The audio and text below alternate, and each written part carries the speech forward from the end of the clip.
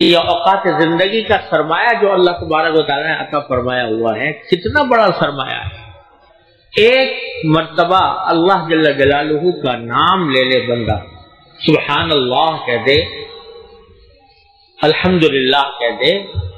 تو وہ سبحان اللہ الحمدللہ اس کے میزان عمل کا پلہ بھر دیتے ہیں۔ یہ نفع حاصل کرنے کے لیے اللہ تعالیٰ نے یہ سرمایہ دیا ہے، اس لیے دیا ہے کہ آخرت کے لیے سامان کرو، آخرت کی طرف کے لیے نفع تیار کرو۔ اللہ تبارک و تعالیٰ نے جو وہاں پر نعمتیں رکھی ہیں وہ حاصل کرو، اس کے لیے سرمایہ دیا ہے۔ اور ہم اس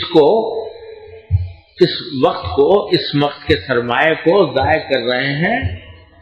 کبھی ایسی باتیں سن کر جو گناہ کی باتیں ہیں، گانا بجانا، فضولیات، غیبتیں کرنا، سننا، جھوٹ سننا اور فضولیات سننا، بیہودہ باتیں سننا، تو ان پر تو ہم ہنس رہے ہیں کہ وہ صاحبزادے اور صاحبزادی اپنے کانوں کی لذت کے لیے انہوں نے سرمایہ برباد کر دیا، مگر ہم جو کانوں کی لذت کے لیے سرمایہ برباد کر رہے ہیں، مجلسیں جمی ہوئی ہیں، جھوٹ بولا جا رہا ہے، غیبتیں ہو رہی ہیں، گانا بجانا ہو رہا ہے، بیہودہ باتیں ہو رہی ہیں اور اس سے لطف اندوز ہو رہے ہیں، تو یہ اس سے زیادہ بیوقوف ہے، اس لیے کہ ان کی تو دولت وہ دنیا کی دولت تھی جو برباد ہوئی، اور ہم جو برباد کر رہے ہیں وہ آخرت کی دولت برباد کر رہے ہیں جو دائمی ہے، ابدی ہے، نہ ختم ہونے والی ہے۔ یا اگر زبان اللہ تبارک و تعالیٰ نے عطا فرمائی ہے، اس لیے دی تھی کہ اس کو استعمال کرو اللہ تعالیٰ کے ذکر میں، اللہ تبارک و تعالیٰ کے شکر میں، اللہ تعالیٰ سے دعا کرنے میں، اللہ تعالیٰ سے رجوع کرنے میں، ضرورت کے وقت باتیں بھی کر لو، جو ضروری باتیں ہیں وہ بھی کر لو، لیکن مجلسیں جمی ہوئی ہیں، جھوٹ بولا جا رہا ہے، غیبتیں ہو رہی ہیں، بلا وجہ کے تبصرے ہو رہے ہیں، اس میں تو یہ وقت ضائع ہو رہا ہے اور اپنے وسائل ضائع ہو رہے ہیں، سرمایہ ضائع ہو رہا ہے۔ یہ خسارہ نہیں تو کیا ہے؟ ان الانسان لفی خسر۔ تو ایک ایک لمحہ اللہ تبارک و تعالیٰ نے قیمتی عطا فرمایا، اس لمحے کی قدر پہچان کر، اوقات زندگی کی قدر پہچان کر اس کو صحیح مصرف میں خرچ کرنا، یہ اگر نہیں ہے تو خسارے کا سودا ہے۔ ان الانسان لفی خسر۔ اللہ تبارک و تعالیٰ نے دروازے کھولے ہوئے ہیں اس وقت کو صحیح استعمال کرنے کے۔ 5 وقت کی نمازیں تو اللہ تعالیٰ نے یاد دہانی کے لیے فرض کر دی، لیکن اور اوقات جو ہیں ان کو بھی اس میں اجازت دے دی کہ بھئی تم اپنے دنیا کے ضروری کاروبار بھی کر سکتے ہو، روزی بھی کما سکتے ہو، کھا پی بھی سکتے ہو، یہ ساری باتیں تمہارے لیے مباح ہیں، حلال ہیں، لیکن اس کی وجہ سے جو اصل مقصد زندگی تھا، جس کے لیے دنیا میں آئے تھے اور جس کا انجام آگے جا کے دیکھنا ہے، اس کو بھول بیٹھے اور کسی میں لگا رہے آدمی، کسی ادھیڑ بن میں لگا رہے، تو اس کا نتیجہ یہ کہ خسارہ جب آخرت کا منظر سامنے آئے گا، جل نہ جانے کس وقت آ جائے، کوئی جانے کس وقت آ جائے۔ پہلے تو پھر بھی کچھ تھوڑا بہت زندگی انسان کی کچھ اندازہ ہوتا تھا کہ بھئی یہ صحت مند آدمی ہے رہے گا۔ آج تو دیکھو اپنے آنکھوں کے سامنے واقعات ہیں، قتل و غارت گری کے واقعات ہیں، لوٹ مار کے واقعات ہیں، جن جانے کب کس وقت کیا ہو جائے، کسی انسان کی جان مال آبرو محفوظ نہیں ہے، اور بیماریاں ایک سے ایک۔ حدیث میں رسول کریم صلی اللہ علیہ وسلم نے جو پیشین گوئی کی تھی کہ آخر زمانے میں ایسی بیماریاں پیدا ہوں گی جن سے ان کے آباء و اجداد نے سنا تک نہیں، ایسی بیماریاں پیدا ہوں گی، بیٹھے بیٹھے آدمی رخصت ہو جائے۔ تو اس حالت میں اوقات کو فضول ضائع کرنا یا ناجائز کاموں میں ضائع کرنا، یہ اتنا بڑا خسارہ ہے کہ جس کے برابر کوئی اور خسارہ ہو نہیں سکتا۔ اللہ حدیث میں اور قرآن کریم فرماتا ہے کہ جب آخرت میں بندہ پہنچے گا تو اس وقت آنکھیں کھلیں گی، آنکھیں کھلیں گی تو کہے گا کہ لولا اخرتنی الی اجل قریب فاصدق واکن من الصالحین، اے اللہ مجھے تھوڑی سی مہلت اور دے دے تو میں جا کے صدقے کروں گا اور نیک کام کروں گا، لیکن وَلَن يُؤَخِّرَ اللَّهُ نَفْسًا إِذَا جَاءَ أَجَلُهَا، جب وقت آ جاتا ہے تو اللہ پھر کسی کو مزید مہلت نہیں دیتا، مہلت بہت دے رکھی ہے۔ اولم نعمرکم ما یتذکر فیہ من تذکر وجاءکم النذیر، وہاں جب کہا جائے گا تو جواب میں یہ کہا جائے گا کیا تمہیں ہم نے اتنی عمر نہیں دی تھی جس میں اگر کوئی نصیحت حاصل کرنا چاہتا تو نصیحت حاصل کر لیتا،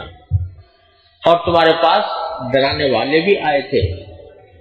پیغمبر ہم نے بھیجے تھے، کتابیں ہم نے اتاری تھی، پیغمبروں کے وارثین تمہیں یاد دہانی کرتے رہے تھے، تو پھر بھی تم نے اس سے فائدہ نہ اٹھایا۔ تو اگر یہ آدمی یہ زندگی کے لمحات اس طرح ضائع کر دے تو ان الانسان لفی خسر، بڑے خسارے میں ہے انسان اگر اوقات زندگی کو اس طرح ضائع کرے۔ میں نے اپنے والد ماجد قدس اللہ تعالیٰ سے سنا کہ فرماتے تھے کہ میں اپنے استاد حضرت مولانا سید اصغر حسین صاحب رحمۃ اللہ علیہ جو حضرت میاں صاحب کے نام سے مشہور تھے، ایک مرتبہ ان کی خدمت میں حاضر ہوا تو انہوں نے کہا بھائی آج عربی میں باتیں کریں، تو میں حیران ہوا کہ حضرت اچانک یہ بات کیسے کیوں فرمائی کہ عربی میں باتیں کریں۔ تو میں نے پوچھا کہ حضرت کیوں؟ تو فرمایا کہ بھائی جب ہم لوگ جمع ہوتے ہیں تو فضول باتیں بہت کرتے ہیں بعض اوقات،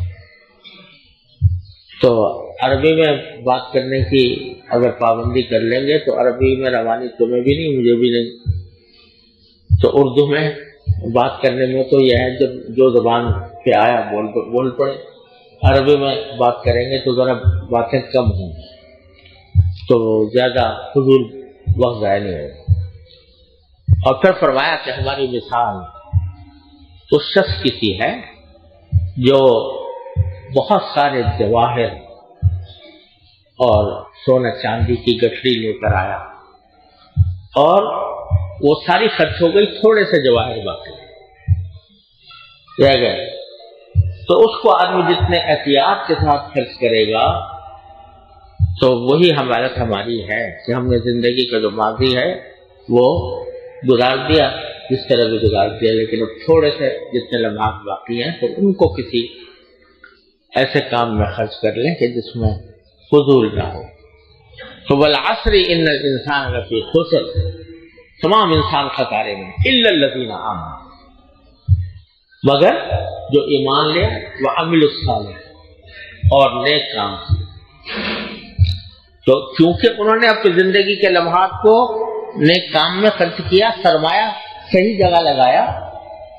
تو نفع ان کو انشاءاللہ ملے گا، لیکن ساتھ ہی فرمایا وَتَوَاصَوْا بِالْحَقِّ وَتَوَاصَوْا بِالصَّبْرِ، کہ وہ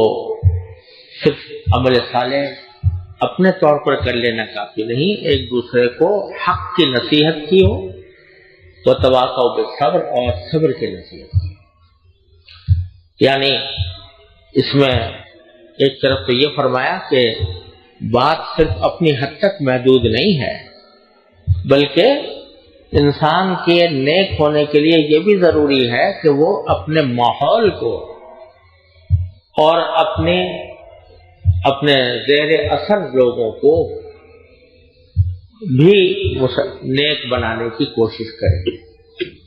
کہ حق کی نصیحت کرے اور صبر کی نصیحت کرے۔ اس کام کے لیے اپنے ماحول کو بنانے کی فکر کرے، یہ بھی انسان کے فرائض میں ہے، کیونکہ فرمایا کنتم خیر امۃ اخرجت للناس، تم بہترین امت ہو جو لوگوں کے فائدے کے لیے پیدا کی، تم اب صرف اپنے فائدے کے نہیں، لوگوں کے فائدے کے لیے پیدا کی۔ تأمرون بالمعروف وتنہون عن المنکر، کہ نیکی کی تلقین کرتے ہو، برائی سے روکتے ہو، یہ بھی تمہارے فرائض میں داخل ہے۔ ایک تو بات یہ ہے۔ دوسری بات یہ ہے کہ اگر یہ ایک دوسرے کو حق کی نصیحت اور حق صبر کی نصیحت جس کا ذکر فرمایا گیا یہ نہ کی جائے تو خود آدمی اپنے عمل صالح پر قائم رہنا مشکل ہے۔ یعنی جو فرمایا گیا کہ خسارے سے وہ لوگ بچیں گے جو ایمان رکھتے ہوں اور عمل صالح نیک عمل کرتے ہوں، تو نیک عمل اس وقت تک صحیح طور سے پائیدار نہیں ہو سکتا اور اس وقت تک آدمی اس کے اوپر مستقیم نہیں ہو سکتا جب تک کہ وہ یہ وصف اختیار نہ کرے کہ ایک دوسرے کو حق کی اور صبر کی نصیحت کرے۔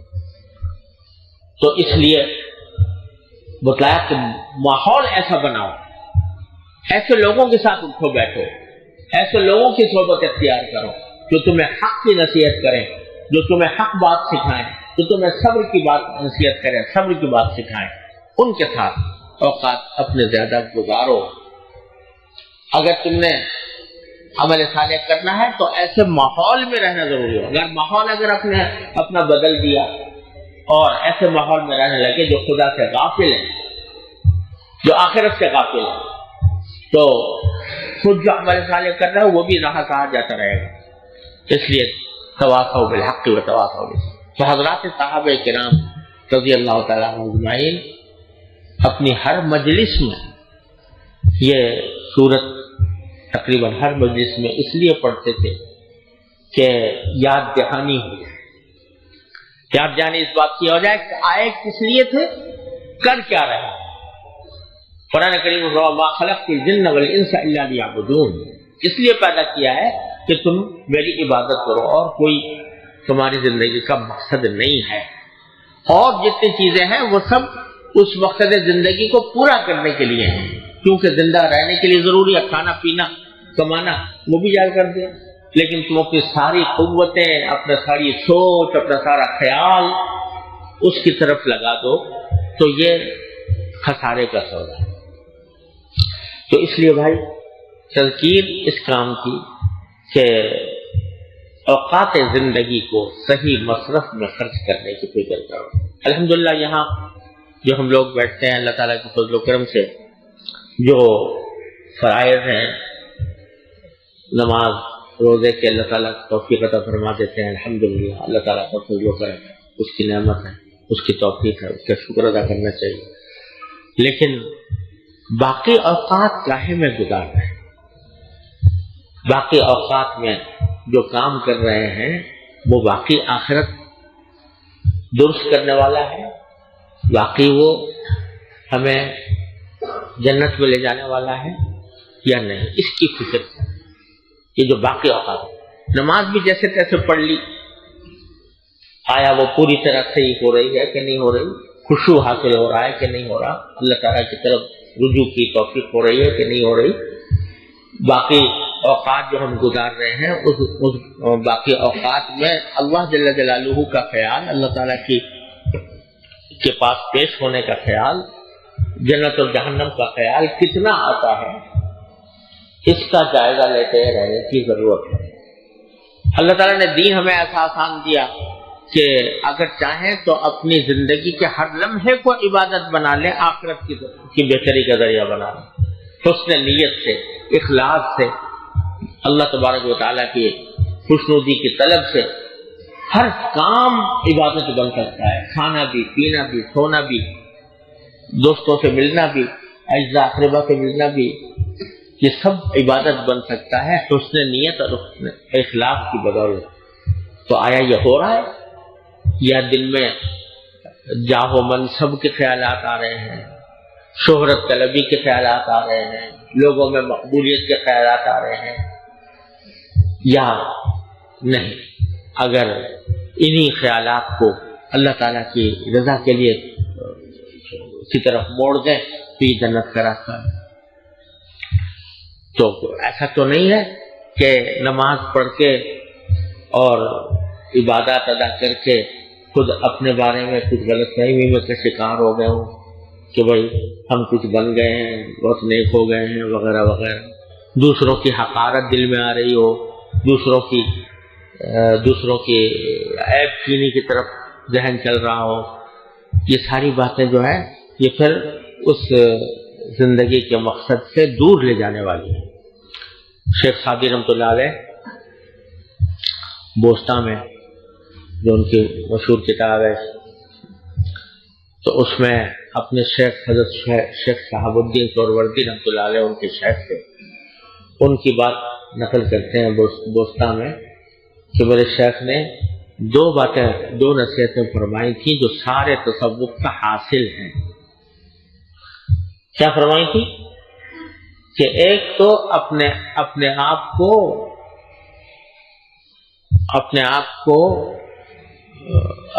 خود پسندی سے بچاؤ، عجب سے، اور دوسروں کو برا سمجھنے سے بچاؤ۔ اپنے آپ کو اچھا سمجھنے سے بچاؤ، دوسروں کو برا سمجھنے سے بچاؤ۔ کیا مطلب؟ اپنے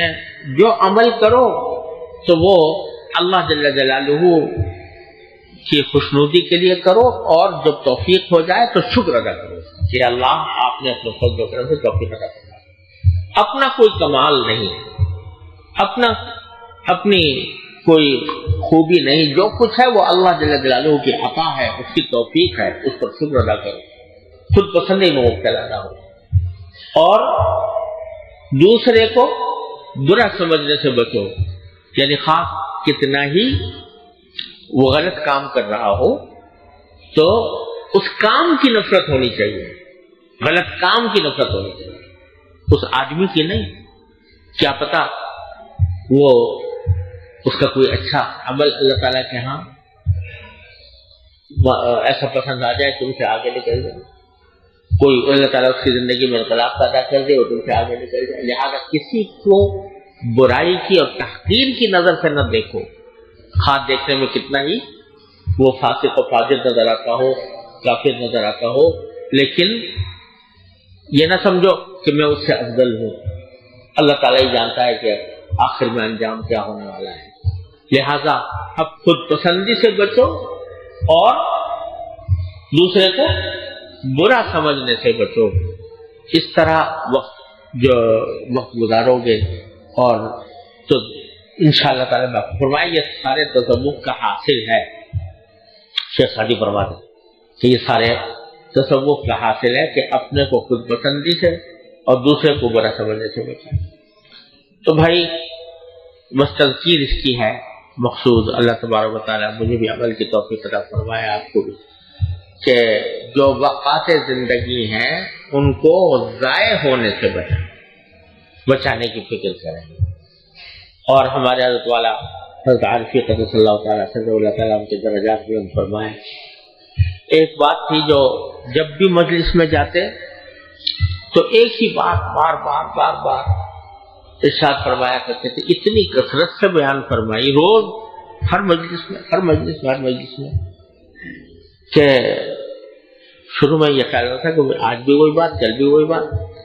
لیکن اندازہ ہوا کہ یہ اتنی کثرت سے بیان کرنے کا مقصود یہ تھا کہ دل میں کسی طرح اتر، اللہ تعالی ہم سب کے دل میں اتار۔ فرمایا کرتے تھے کہ ساری دین کا اور دین پر عمل کرنے کا راستہ جو ہے وہ ایاک نعبد و ایاک نستعین، اے اللہ ہم آپ ہی کی عبادت کرتے ہیں، آپ ہی سے مدد چاہتے ہیں۔ کیا معنی؟ فرمایا کرتے تھے کہ کچھ اس طرح کی عادت بنا لو کہ ہر وقت تمہارا دل اللہ جل جلالہ سے کچھ نہ کچھ مانگ رہا ہے، کوئی نہ کوئی دعا زبان پر یا دل میں، یا اللہ مجھے یہ کر دیجیے، اللہ مجھے ایاک نعبد و ایاک نستعین۔ تو جو باقی امانہ اوقات ہیں جو ہم مسجد سے نکل کے گزارتے ہیں دوسرے کاموں میں، تو اس میں بھی دل کو اس طرف متوجہ کرنا، یا اللہ یہ کرنے جا رہا ہوں، اس کو میرے لیے، اس میں مجھے کامیابی عطا فرما دیجیے، اس کو میرے لیے آخرت کے ذریعے بنا، یا اللہ کھانا کھانے جا رہا ہوں، آپ نے اس کے بھی یہ بھی ہمارے لیے ایک ضرورت قرار دی ہے. اللہ اس کو سنت کے مطابق کھانے کی توفیق عطا فرمائے. یا اللہ سونے جا رہا ہوں تو نیند جو ہے وہ آپ کے رضا کے مطابق آئے, صحیح وقت پر آنکھ کھلے. اللہ اپنے گھر میں داخل ہو رہا ہوں تو گھر میں لوگوں کے ساتھ جو بیٹھوں تو اس اوقات کو صحیح مصرف پر خرچ کروں. اے اللہ تو بازار جا رہا ہوں تو بازار کے اندر اس کے جو شر سے میری حفاظت فرمائیے. یا اللہ اس کے اندر جو اوقات کو ضائع کرنے سے بچائیے. اللہ فلاں سے ملنے جا رہا ہوں, ملاقات ہو, خوشی ہو, لیکن فضول وقت ضائع نہ ہو. اب جو ہم لوگ یہ باتوں میں اور فضول کاموں میں وقت ضائع کر دیتے ہیں, اس کے بجائے ذہن کس طرف لگا, ایاک نعبد و ایاک نستعین. اے اللہ ہم آپ کی عبادت کرتے ہیں, آپ سے مدد مانگتے ہیں. ہر چیز ہر کام اللہ تعالیٰ سے مانگنے کی عادت ڈالو, اور یہاں تک کہ دل ہر وقت کچھ نہ کچھ اللہ تعالیٰ سے کہہ رہا ہو, اللہ تعالیٰ سے کچھ مانگ رہا ہو. تو بھائی اگر اس پر عمل کر لیں ہم لوگ, اللہ تبارک و تعالیٰ عمل کی توفیق عطا فرما دیں کہ ہر وقت چلتے پھرتے اٹھتے بیٹھتے کوئی نہ کوئی دعا اللہ تعالیٰ کی بارگاہ میں زبان پر ہو اور اللہ تعالیٰ کی نعمتوں کا شکر ہو, تو یہ جو خسارے کا سودا ہے اللہ تعالیٰ انشاءاللہ اس سے محفوظ رکھیں.